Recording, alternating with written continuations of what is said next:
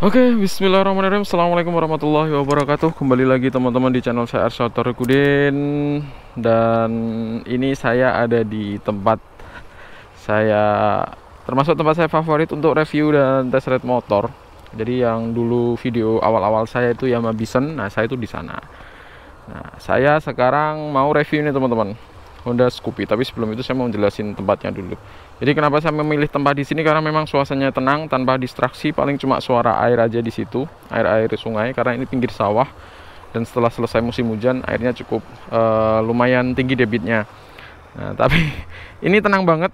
Sebenarnya ada di area pemukiman masa depan teman-teman.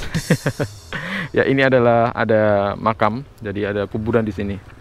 Oke, balik ke Honda Scoopy-nya teman-teman. Saya akan review dan test ride nih motor ya. Ini motor bapak saya.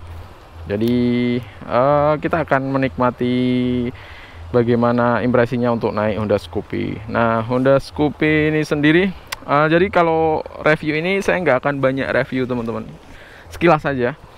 Tapi nanti fullnya saya akan menghadirkan point of view berkendara Honda Scoopy ini. Jadi nanti videonya lebih banyak untuk test ride, untuk biar teman-teman itu bisa melihat nih point of view-nya bagaimana sih kalau orang mengendarai Honda Scoopy ini. Oke, kita bicara Honda Scoopy ya teman-teman. Pasti ini adalah skuter matic dengan teman-teman pasti bakal sering lihat di jalan, dikendarai utamanya oleh cewek-cewek ya. Oke, Honda Scoopy ini sejarahnya kita flashback sebentar. Mulai pertama diperkenalkan di Indonesia itu di tahun 2010.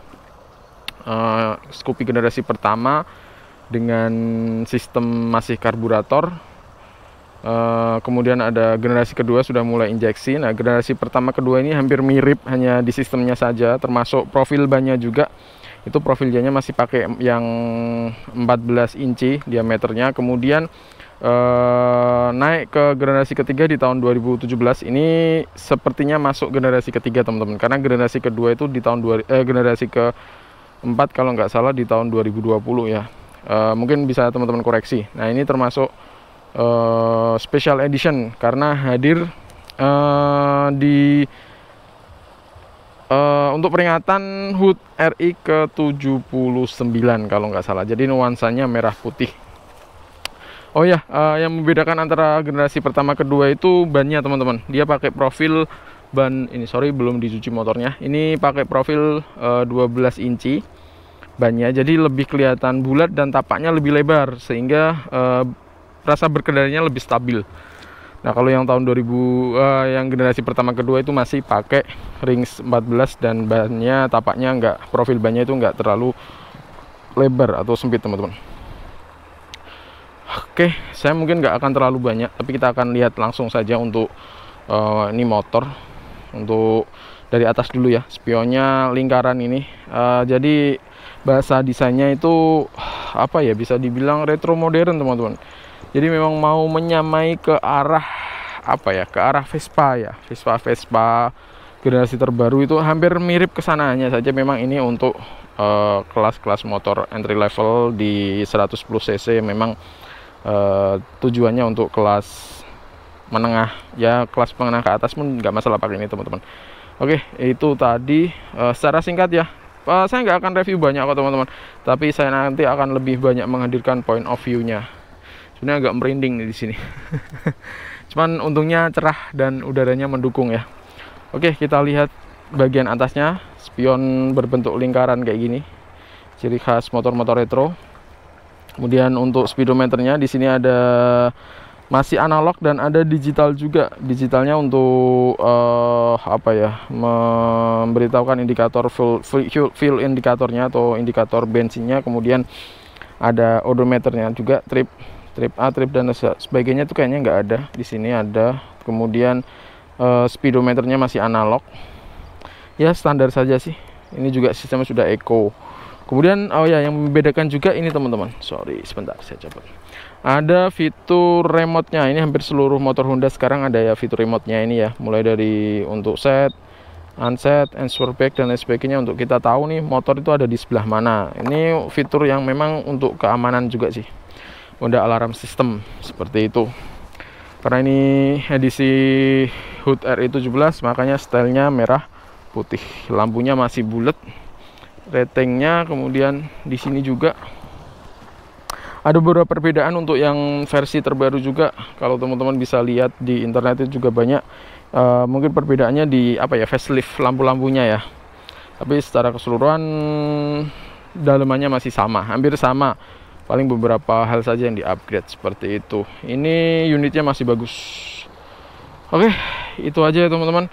Untuk reviewnya kita akan lanjut untuk test drive. Jadi saya akan menghadirkan point of view. Jadi cukup 5 menit saja untuk reviewnya. Review singkat ngalor ngidul ini teman-teman. Oke, lanjut ya. Sebentar. Oke, kita akan mulai test ride-nya teman-teman. Saya pasang glove dulu karena ini lumayan panas, biar lebih safety aja. Walaupun sebenarnya di bawahnya pakai sandal doang. Tapi nggak apa-apa lah ya, daripada nggak sama sekali. Oke, kita nyalakan. Di sini ada idling stop sistemnya. Jadi hampir kebanyakan skuter Honda sekarang seperti itu. Untuk di kelas 110 cc kita tidak bisa berharap lebih banyak dengan ini motor, karena ya tenaganya cukup di situ teman-teman. Oke, kita akan coba. Ini 110 apa 125 ya? Ya pokoknya itulah ya, teman-teman bisa cari sendiri untuk review spesifikasinya, karena kalau saya jelaskan di internet udah banyak teman-teman. Jadi nanti teman-teman bisa lihat sendiri. Saya akan lebih banyak menghadirkan point of view-nya berkendara ini motor. Ini motor kalau dibilang kenceng enggak, dibilang pelan juga enggak, standar saja sih untuk kelasnya Indonesia. Dan ini motor stylish banget, cocok dipakai buat anak-anak muda gitu ya. Untuk bapak-bapak juga masih cocok sih. Ini motor memang motor santai, nggak yang kebut-kebutan, tapi masih oke kalau untuk di jalan raya. Ada bocil.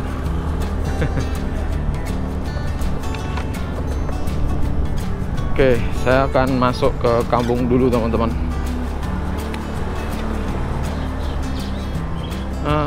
Belum berani untuk akselerasi, jadi kita nikmati dulu jalan kampung.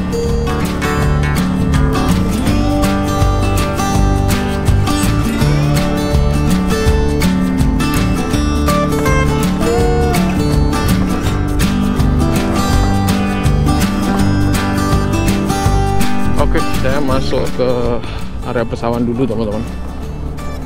Alhamdulillah hari ini cerah. Jadi beberapa hari sebelumnya saya tag video ini, saya tuh sudah jauh-jauh hari mau nge-tag video teman-teman, tapi karena apa ya, bisa dibilang mendung terus, hujan terus, jadi ya terurungkan niat itu teman-teman. Oke, kita akan bicara dulu ergonomi berkendara. Untuk saya tinggi 168 cm, tinggi rata-rata orang Indonesia, masih terbilang comfort, nyaman dan enak juga. Napak pol, nggak jinjit sama sekali. Kemudian untuk posisi riding berkendaranya tegak teman-teman, karena stangnya memang rata air dengan perut, sehingga masih terbilang nyaman. Untuk perjalanan jauh juga enak, dengan jok juga yang lumayan lebar ini joknya. Untuk impresi berkendara saya, first impression saya, ini motor lumayan enak kalau untuk santai saja teman-teman ya, karena motornya lumayan berat nih motor. Otomatis kalau untuk nyantai masih masuk lah ya, so-so. Tapi kalau untuk kenceng-kencengan saya sarankan tidak. Yang lebih nyaman, bikin nyamannya lagi nih adalah tapaknya sudah lebar. Walaupun tapaknya nggak selebar motor-motor 150 cc seperti di segmen Honda itu ada Honda PCX gitu ya, yang memang tapaknya lebar, ataupun NMAX gitu. Ini masih terbilang nyaman lah, enak untuk kelas motor 110 cc dengan tapak lebar dibandingkan Honda Beat ya.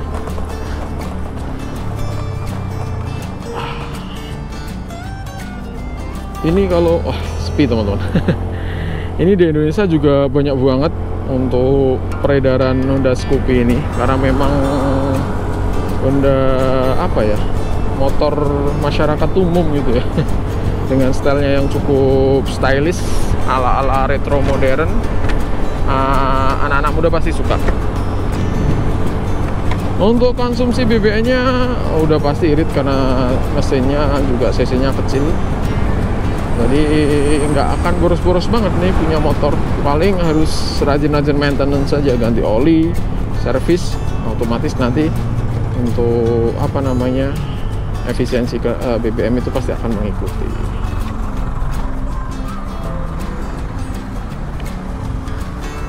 Oke, kita akan coba untuk tes speed nih motor. Nggak ada yang bisa diharapkan dari ini motor sih, teman-teman.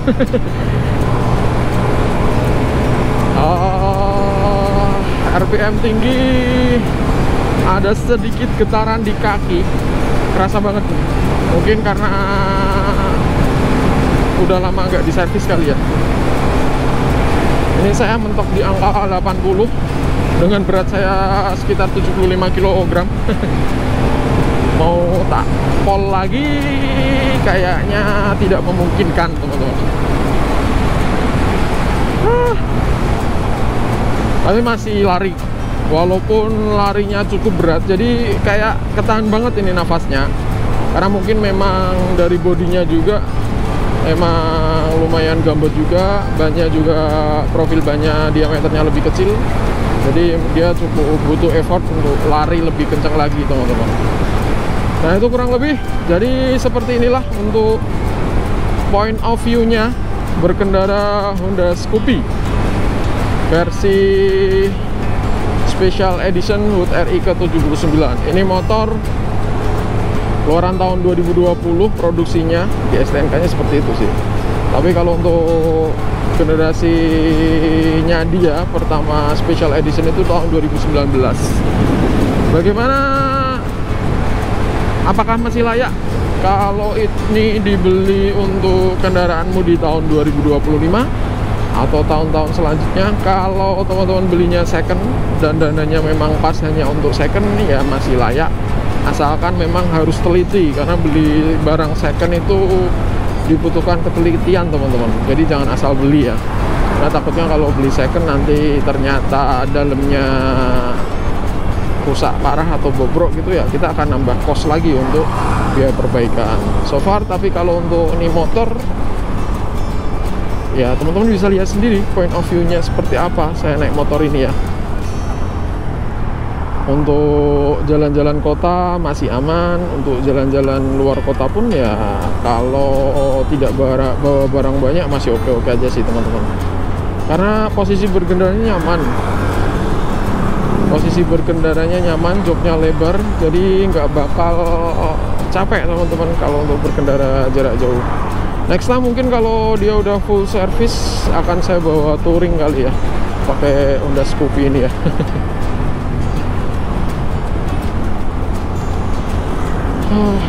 Itu teman-teman, jadi ini point of view-nya. Saya ucapkan terima kasih untuk teman-teman yang sudah nonton. Saya mau bahas apa lagi ya? Mungkin next time saya akan cari motor lagi. Motornya nggak akan motor yang bagus-bagus, teman-teman. Saya akan bawa motor yang memang halayak dipakai oleh orang-orang Indonesia saja. Jadi kayak motor Beat, Vario. Mungkin kalau motor laki ya motor-motor fiction. Kemudian ada CB. Ya motor-motor biasa yang dipakai orang Indonesia saja. Kemudian paling nanti ada untuk edisi-edisi khusus, saya akan carikan motor yang rare atau motor yang memang motor agak gede gitu ya, ya supaya bisa apa ya, bisa memberikan apa ya, pengalaman melihat konten, teman-teman. Jadi ini saya pakai GoPro Hero 6 dengan super wide, so jadi lebih kelihatan ya, teman-teman ya, untuk tangan-tangannya ini. Kemudian spionnya juga masih kelihatan di layar. Jadi inilah point of view berkendara Honda Scoopy. Jadi saya mengibaratkan apa ya, manusia virtual ya untuk naik motor gitu. Itu aja, teman-teman. Ini saya mau closing. Ini sore-sore, cuacanya enak banget untuk motoran sebenarnya. Kita keluar kota itu enak ini untuk rekreasi gitu. Itu aja, teman-teman. Sekian dari saya. Terima kasih yang sudah berkenan mampir, klik video saya ini, nonton video saya ini. Yang juga like ataupun komen, saya ucapkan banyak terima kasih. Saya akan selalu apa ya, menghargai support teman-teman semuanya. Semoga apa yang teman-teman lakukan di channel saya ini, di video saya ini, dibalas oleh Allah Subhanahu wa Ta'ala gitu ya teman-teman. Amin, Tuhan Yang Maha Esa. Itu aja dari saya, kurang lebihnya mohon maaf. Kalau teman-teman mau review motor lain atau point of view naik motor yang lain lagi, silahkan teman-teman komen supaya nanti saya carikan motornya gitu ya. Karena saya bukan dealer, otomatis saya nggak melulu punya motor gitu ya. Itu aja dari saya teman-teman, kurang lebihnya mohon maaf. Saya tutup sekian. Wassalamualaikum warahmatullahi wabarakatuh. Have a nice day, good luck and bye bye.